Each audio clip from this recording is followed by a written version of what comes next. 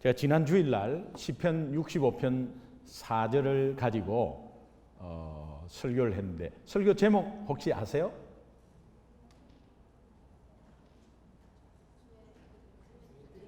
주의 뜰에 거하는 자. 예. 여러분 주중에 묵상했군요. 예, 주의 뜰에 거하는 자. 사실은 어떤 목사님도 월요일 되면 자기가 주일 설교한 내용을 몰라요.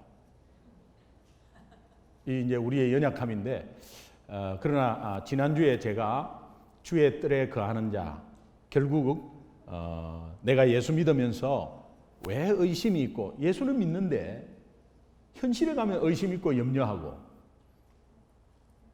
그러면 현실에서 예수 못 믿는 거죠. 근데 예수를 믿어요. 그런데 현실은 또 그래요. 이 괴리감이 길면 길수록 결국 우리의 신앙 성장은 없고 교회 형식적인 신앙으로 계속해서 다니게 되고, 그러면서 교회에 빠지면 좀 찝찝하고 다니면 평안하고, 찝찝한 것도 한 3번 정도 빠지면 찝찝함이 없어지고, 그러면서 조금 길어지면 그냥 편안해지고, 그러면서 이 신앙 성장에 대해서 영적으로 계속 다운돼요. 염려, 걱정, 의심이 왜 오는가? 지난 주일에 제가 도마의 예를 들면서, 도마는 그가 있어야 할 자리를 지키지 않았기 때문이다. 성경은 그렇게 말하고 있습니다. 그래서 왜 우리 신앙생활에 의심이 있고 염려가 있는가? 지켜야 할 자리, 있어야 할 자리를 지키지 않았기 때문에. 그래서 신앙생활은 자리 싸움이다. 그렇게 말씀드렸습니다. 기억나시죠? Would you please 대답을 좀 해주세요. 기억나시죠? 네. 그러니까 여러분 오늘 자리 싸움에서 승리하셔서 오늘 이 자리에 앉아 있고 지키고 있는 것을 주님의 이름으로 축복합니다. 네. 이제 그렇게 해서 다른 제자들도 그렇게 다 자리 싸움에서 이겼습니다. 그런데 이제 도마만 유독 의심 많은 도마라고 이야기한 것은 다른 제자들이 있을 때 그 자리에 그가 없었습니다. 그 단지 있고 없고의 차이였고, 나중에 그것을 알게 된 도마는 제자들 동료들의 말을 듣고 있어야 할 자리를 지켰더니 그도 역시 믿음이 회복되었습니다. 오늘 본문 27절 한번 보겠습니다. 27절 보면은 여러분 내용을 보면 이렇습니다. 있어야 할 자리에 도마가 있어서 회복되었는데 그 있어야 할 자리에 무슨 일이 벌어졌는가를 말하고 있습니다. 한번 같이 읽으시죠. 시작.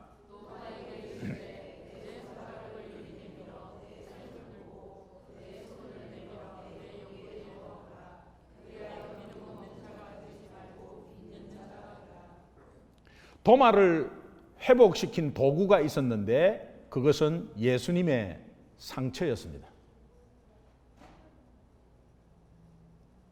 그러면 그 전에 도마가 의심하고 있을 때 다른 제자들이 믿음이 회복되었는데, 이 또한 그 지켜야 할 자리에 있었던 다른 제자들도 어떤 일이 벌어졌는가? 요한복음 20장 19절 20절 한번 보겠습니다. 같이 시작.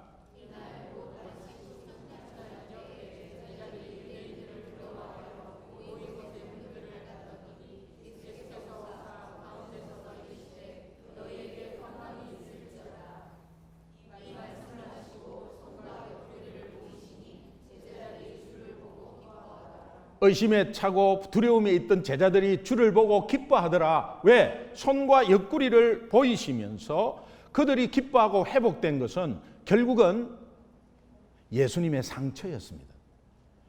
회복의 도구가 예수님의 상처였어요.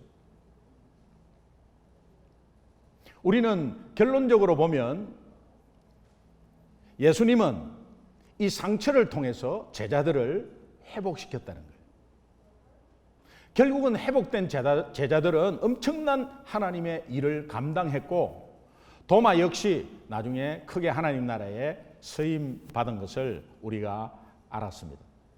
오늘 자리 싸움에서 승리해서 나온 여러분들이 이 짧은 시간에 하나님께서 어떤 말씀으로 어떤 도구로 우리를 다시 한번 세우시고 일으켜 세우시고 내가 회복되는가는 예수님의 상처를 영안을 뜨고 여러분 오늘 이 시간에 마음은 활짝 열고 예수님 상처를 바라보면서 예수님이 도구로 회복의 도구로 사용하신 이 상처에 의해서 여러분은 다시 한번 더 일어나는 역사가 있기를 주님의 이름으로 축원합니다. 사람들은 누구나 다 상처가 있습니다. 모든 사람은 다 상처가 있습니다. 상처를 알게 모르게도 다 가지고 있습니다. 우리가 흔히 말하는 상처, 이 상처가 무엇일까요? 마음의 상처를 말하는데 상처가 무엇일까요? 내 마음속에 잠재되어 있고 남아있는 부정적인 생각들,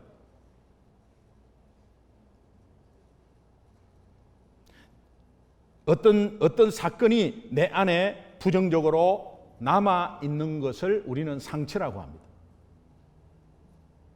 이 상처가 잠복에 있다가 어느 순간 밖으로 쑥 드러나고요.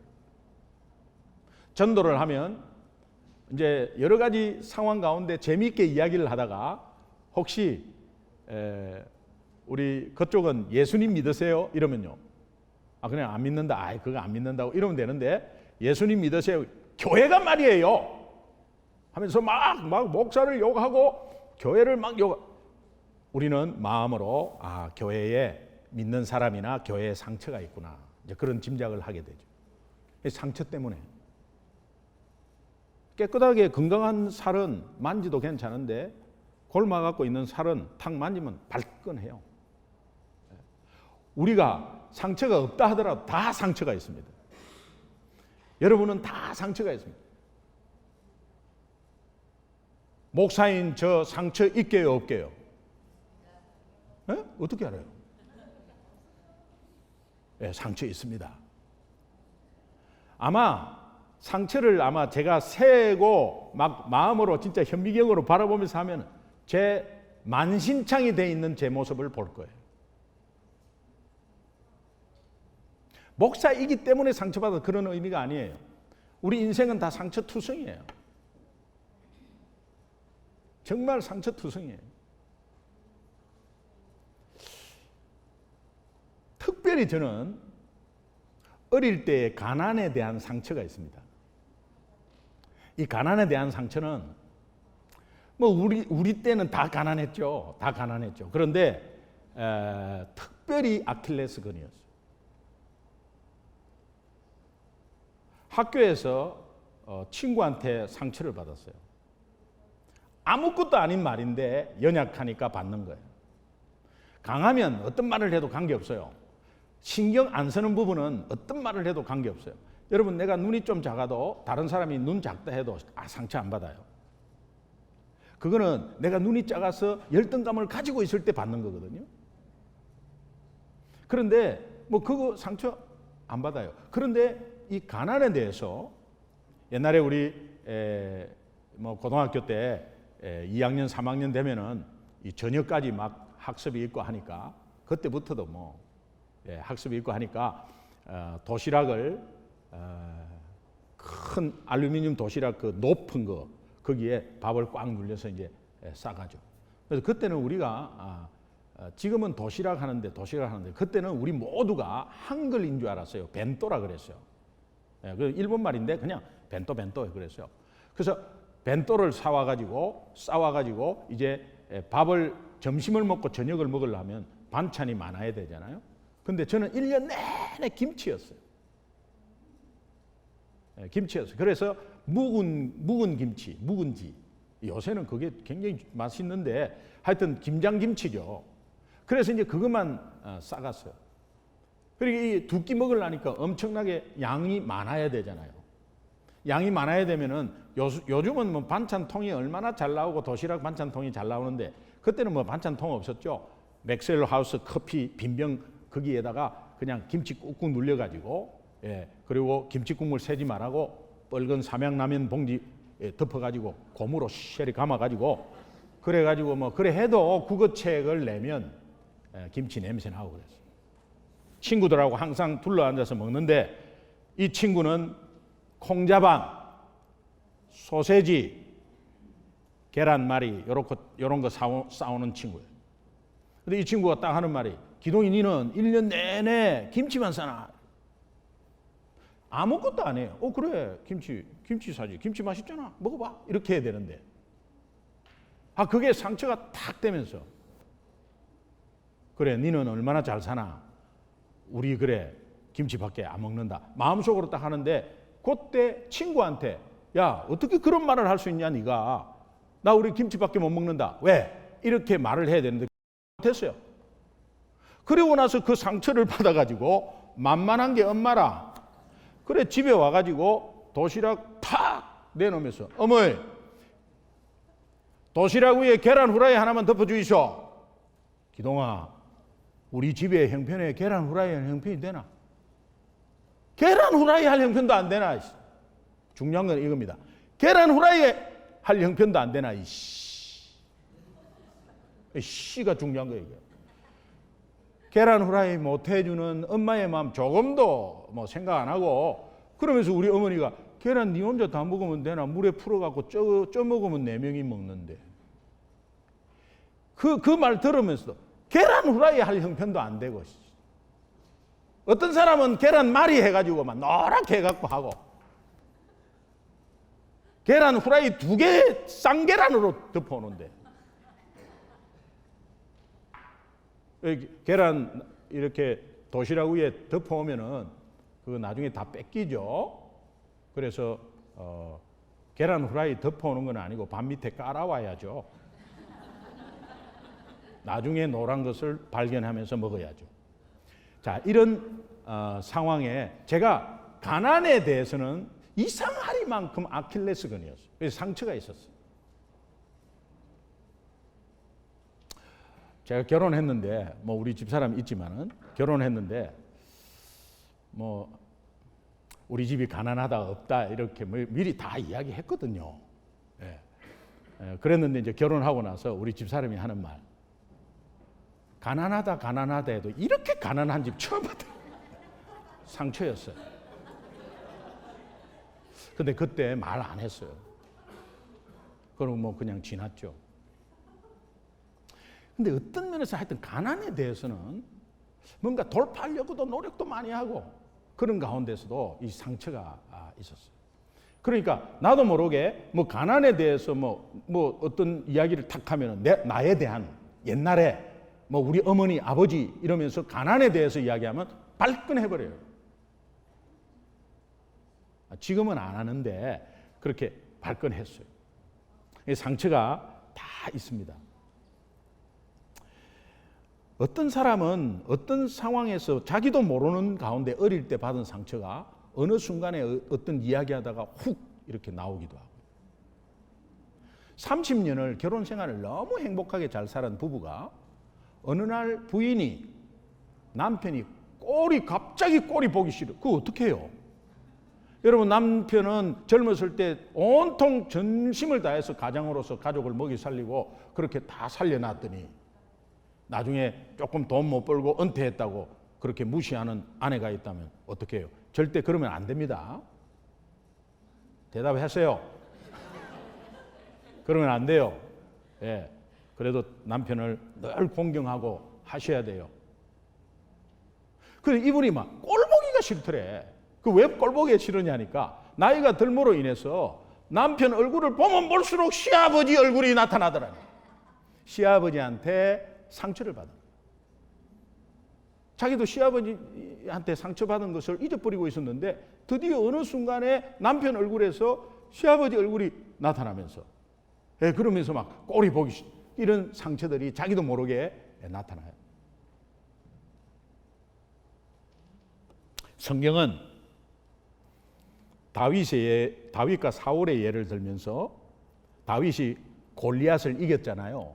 이 이긴 것이 이스라엘 백성들에게 퍼져나갔습니다. 이스라엘 백성들이 노래를 만들었어요. 그래서 막 노래를 하고 다녀요. 다윗은 만만이요, 사울은 천천히다.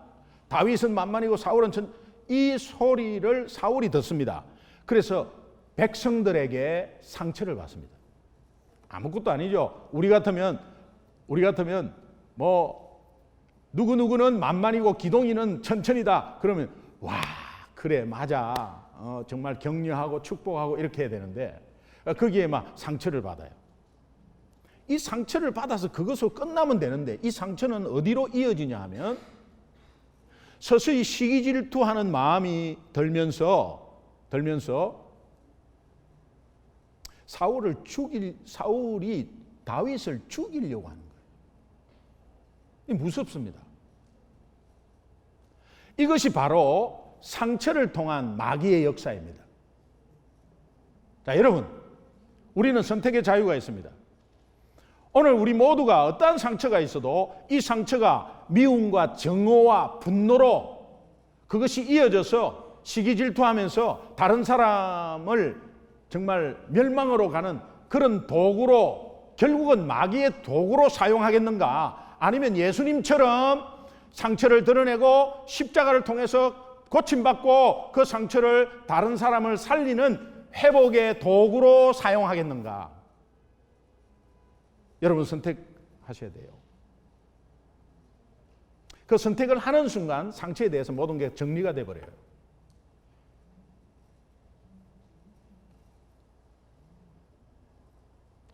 왜 제가 마귀의 역사라고 이야기하냐면 사무엘상 18장 10절을 보면은 여러분 같이 함께 한번 읽어봐요. 시작. 다시 성경 말씀을 크게 읽으셔야 돼요. 크게 읽으면 내 영혼이 먼저 듣습니다. 저는 설교하면서 항상 느껴요. 설교하면서 여러분에게 선포할 때 그때 여러분들이 귀에 듣기 전에 내 영혼이 먼저 들어요. 항상 느껴요. 내한테 하는 소리에 다. 그러니까 여러분 말씀은 크게 읽는 게 유익해요. 자, 시작.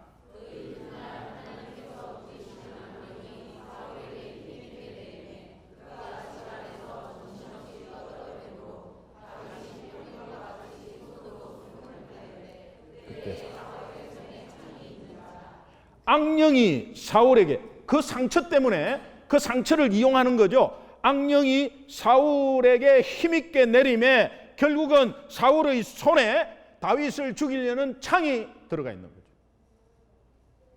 여러분 그 상처가 남을 죽이는 도구로 사용되는 거죠. 여러분이 죽이려고 한 것이 아니에요. 악한 영이 들어가는 거죠. 그러니까 상처는 악한 영의 도구죠. 그렇게 상처는 악한 영의 도구로 쓰임 받을 수 있다는 거예요. 우리 상처가.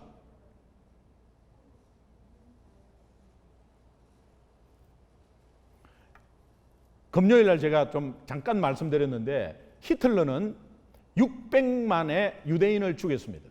학살했습니다. 왜 유독 유대인에게 그렇게 했을까? 무차별로 잡아들였습니다. 어린 아이든 뭐 여자든 간에. 600만을 학살했다는 것은 이게 히틀러 개인의 의도였습니다.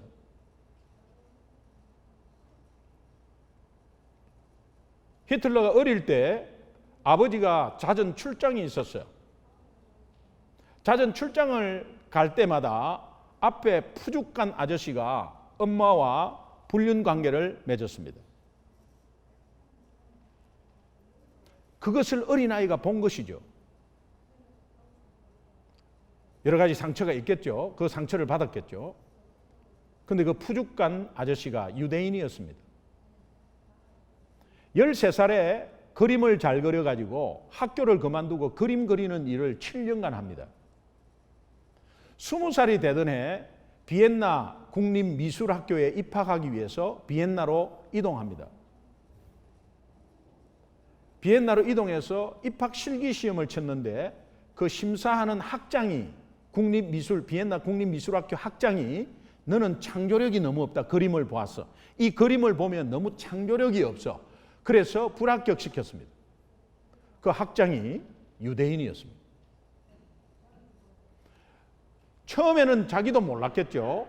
그러나 어느 정도 권력이 있고 자기가 마음대로 할 수 있는 지위에 딱 오는 순간 그 상처가 생각난 거죠. 그러면서 유대인들 무조건 다 잡아들여라. 이제 그렇게 된 거예요. 결국은 작은 상처로 통해서 어릴 때 그 잠재되어 있는 상처가 결국 어떤 상황에서 드러나면서 이 상처가 자기 민족, 예를 들어서 게르만 독일 민족도 망하게 하고 결국은 유대 민족을 피해 끼치고 온 인류에 재앙을 낳게 했다는 것은 여러분 어떻게 생각하세요? 굉장히 작은 것부터 시작한 거예요.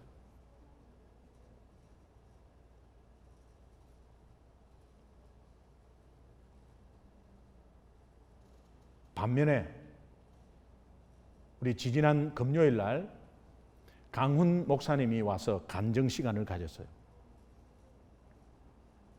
우리 여기는 아직까지 잘 모르는데 한국은 게스트 순위 1위입니다. 그분이.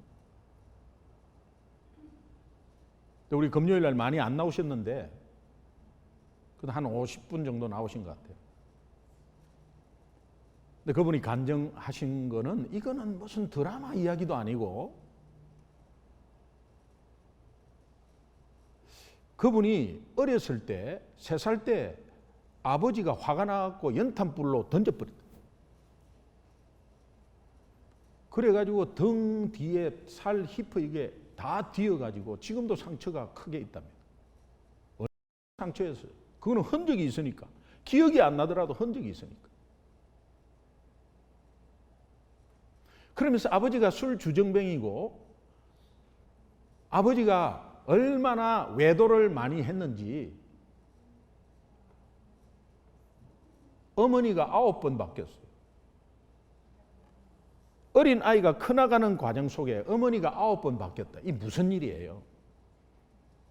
있을 수가 없는데 어머니가 9번 바뀌었어요. 자기가 8살 되던 해에 어머니는 31살이었어요. 마지막에 그렇게 먹고 싶었던 캐러멜을 사가지고 어머니가 그 강훈 목사님 손에 쥐어주면서 맛있게 먹으라고 하는 가운데 그것이 마지막 말이었대. 어머니가 우리 아들 좋아하는 캐러멜, 그거 초코 캐러멜, 그거를 사주고 싶었던 모양이에요. 그게 마지막이었어. 어머니는 보이지 않았어. 8살 아들을 두고 어머니는 집을 나간 거죠. 그 뒤부터 계속 어머니가 바뀌어요. 이 파란만장하잖아요. 강훈 목사님이 어떻게 하나님의 은혜로 이분이 신학교를 들어가게 되고 목사가 되었어요. 어떤 그런 상황에서 목사가 어떻게 되죠? 그런데 신학교에 들어가서 사명을 가지고 들어간 게 아니라 그냥 신학교에 들어갔대요. 들어가가지고 자기가 일부러 신학교 학생 때도 망가지기를 원했대요. 그건 왜 그러냐면 엄마 아빠한테 복수하려고. 자기가 너무 착하게 크면 엄마 아빠한테 복수할 게 아니라 저놈이 저렇게 해도 잘 됐구나 이렇게 생각할까 봐 당신 때문에 나 이렇게 됐습니다. 당신 탓이에요. 이렇게 돌리려고 막 험악하게 놀았대요. 신학생들, 순진한 신학생들 그냥 나쁜 길로 인도하고 그렇게 했다는 거예요. 그런데 어느 순간 예수 십자가를 바라보게 되었고 예수 십자가의 주님의 상처 흔적을 확실하게 가슴에 담으면서 이분이 변하기 시작인 거예요. 그러면서 아버지한테 받은 상처 너무 맞아가지고 엄마도 엄청나게 맞았대요. 그런데 그렇게 아버지한테 받은 상처 그냥 내려놓고 그나마 또 엄마만 보고 있다가 엄마가 그냥 8살 때 집 떠난 그 상처, 자기를 버리고 간 상처 다 내려놨대. 그리고 예수 만나서 상처를 다 그냥 해결했다고 생각했대요. 그런데 자기 자녀가 8살이 되던 해 이 아이를 두고 어떻게 떠났지 하는 생각이 다시 오르더랍니다. 이 상처는 있다가 또 올라오고 또 있다가 또 올라오고 그러면서 과연 그 어머니가 어떻게 8살 아들을 두고 어떻게 갈 수 있을까? 부모라면 그럴 수 있을까? 그러면서 다시 분노가 있더래요. 어머니 용서 못해 라는 생각이 또 있더래요. 했다고 했는데 안 했더래요. 그러면서 다시 목사이니까 무릎을 꿇었대요. 근데 또 십자가를 바라보게 된 거예요. 그때 예수님이 그렇게 받은 상처를 다 보여주면서 제자들을 살린 것처럼 자기도 그렇게 살았다는 것에 대해서 그냥 눈물이 나면서 어머니 입장을 생각했다는 겁니다. 어머니 입장을 생각하니까 이런 입장이었어요. 31살의 여인이 5년 6년 동안 폭행당하고 있으면 참을 수 있었을까? 근데 못 참고 가려고 하니까 아이가 4살이야. 저 아이를 두고 어떻게 가? 못 참고 도저히 이번에는 못 참겠다. 6살이야. 아직까지 밥도 차려 먹지 못할 저놈을 어떻게 두고 갈까? 내가 참고 버티고 하다가 8살 되면서 학교도 지가 가고 지가 이제 밥을 차려 먹을 수 있는 나이가 됐다고 생각해서 버텼다가 가셨구나, 이런 생각이 들더래요. 엄마를 이해하게 됐대요. 그러면서 자기가 엄청나게 받은 상처, 우리 평상시 일반적인 생활이 아닌 엄청나게 받은 상처를 주님 앞에 내놓으면서 주님의 십자가의 상처로 치유받고 이제는 그 상처를 마음껏 드러내면서 연약하고 의심 많고 상처받은 우리의 영혼들을 살리는 하나님의 영광스러운 회복의 도구가 되었다는 거예요. 상처는 마귀의 도구가 될 수 있고 상처는 회복의 도구가 될 수 있어요. 어떻게 사용하겠어요? 누구는 받은 상처 때문에 정오, 분노, 복수심으로 가득 차서 그 상처가 마귀의 도구로 사용되어지고 있고, 누구는 상처를 받아가지고 다른 사람을 살리는 하나님의 회복의 도구로 사용하고 있고, 우리 모두는 다 상처받았는데 성경에서 가장 많이 상처받은 사람이 누구예요? 예수님이에요. 구체적으로 다 말 안 해도 예수님은 왕이십니다. 하나님이십니다. 그런데 마구간에서, 냄새나는 마구간에서 태어났어요. 아마 가난에 대한 상처가 있었을 거예요. 30년 동안 아버지 목수일을 도와주면서 볼 거 안 볼 거 다 봤을 거예요. 그냥 200불에 해주세요. 안 됩니다. 240불 받아요. 그 참 사람 진짜 40불 깎아주세요. 같은 동네 사는데. 아니 240불은 최소한 200불에 해달라니까 그냥 그 사람 안 됩니다. 그러면 안 해 그냥. 이런 사람도 있었을 것이고, 아버지가 굽신굽신하면서 그 일 하나 따갖고 그 목수일 하는 그것에서 옆에서 나무 집어다 주고 가져오라면 가져주고, 우리는 왜 가난하나? 나는 친구들과 왜 놀지도 못하고 왜 가난하나? 이런 상황들이 있었을 거예요. 나사렛이란 동네는 아주 가난한 동네였고 그 중에서도 가난한 사람이었어요. 여러분, 우리는 잠재적인 상처가 있어요. 나는 모르는데 의식적으로 이렇게 생각이 안 나는 상처가 있어요. 그건 어릴 때거든요.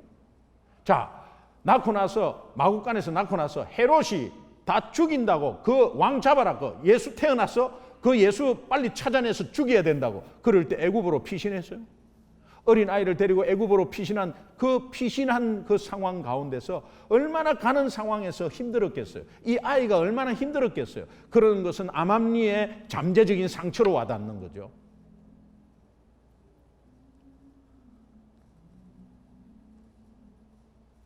그리고 고향 사람들한테 엄청나게 무시당하고 배척당하고, 믿었던 고향 사람들한테, 내가 30년 이상 살은 사람들이고 작은 동네인데 다 아는데, 무슨 내가 잘못한 것도 아니고 나쁜 짓도 한 것도 아닌데 이상한 짓 하고 다닌다고 전부 손가락질 받고 상처받고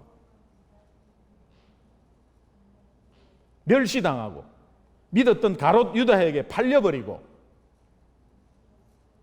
그것도 수제자로 세웠던 베드로에게 배신당하고, 여러분 사람들에게 바로 옆에 있는 친한 사람에게 배신당해 보세요. 친구, 믿었던 정말 철떡같이 믿었던 친구한테 배신당해 보세요. 그 배신당함으로 인해서 내가 완전히 파산됐다고 생각해 보세요. 철천지 원수 아니겠어요? 다 대대로 원수일 거예요. 사람들에게 침뱉음을 당하고, 여러분 가장 큰 상처는 십자가에서 하나님 아버지로부터 버림당한 거예요. 엘리 엘리 라마 사박다니, 아버지 나를 왜 버리세요? 나를 왜 버리시나이까? 이게 아들로서 아버지에게 외치는 거예요. 여러분, 부모가 자녀를 버린다는 것이 끝난 거죠.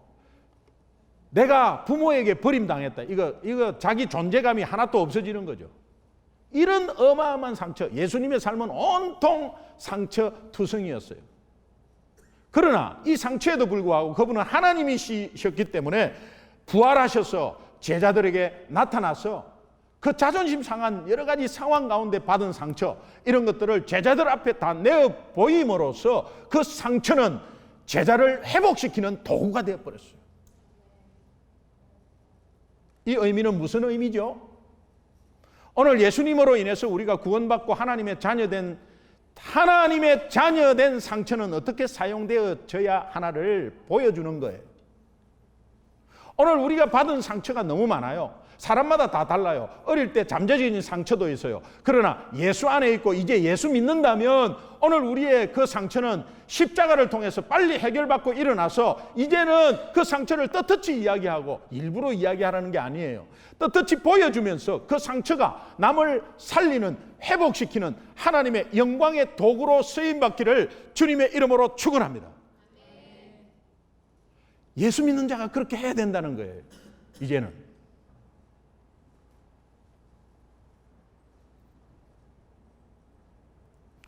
여러분이 받은 상처 때문에 내가 분노하고